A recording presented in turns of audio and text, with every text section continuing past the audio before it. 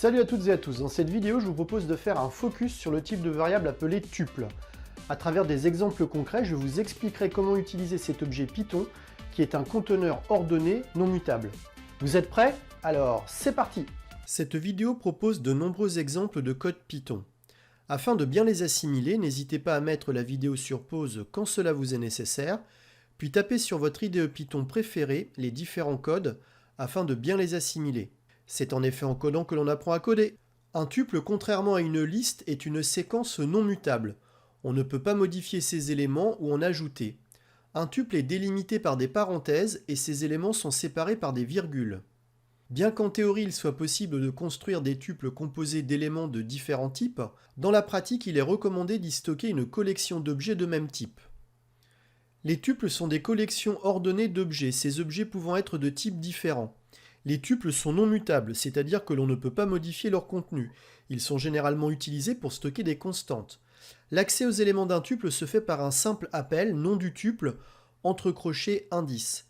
La numérotation de l'indice commence à partir de 0. Enfin, on peut utiliser une numérotation négative.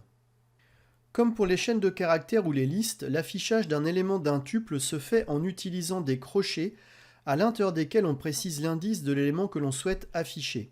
En revanche, comme le montrent les deux derniers exemples à l'écran, une tentative de modification d'un élément d'un tuple ou une tentative d'ajout d'un élément supplémentaire conduit à un message d'erreur de l'interpréteur Python.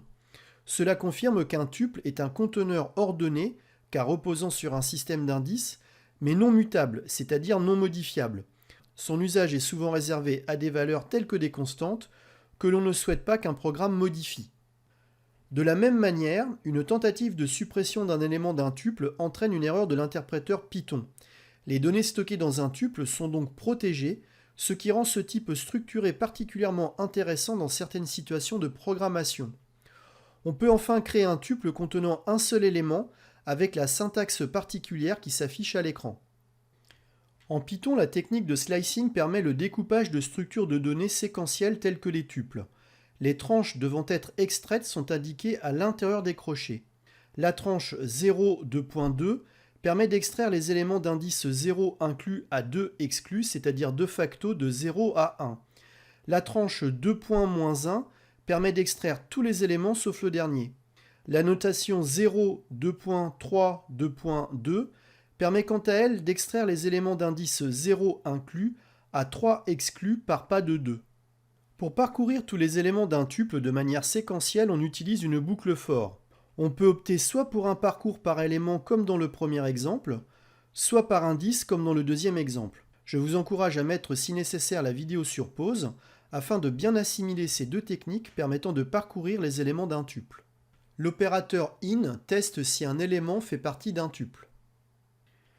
L'opérateur plus permet de concaténer des tuples entre eux. La concaténation de plusieurs tuples conduit à un tuple unique. Voilà, j'espère que vous en savez désormais un peu plus sur les tuples, conteneurs ordonnés non mutables. Je vous donne rendez-vous très vite pour de nouvelles aventures. À bientôt. Au revoir.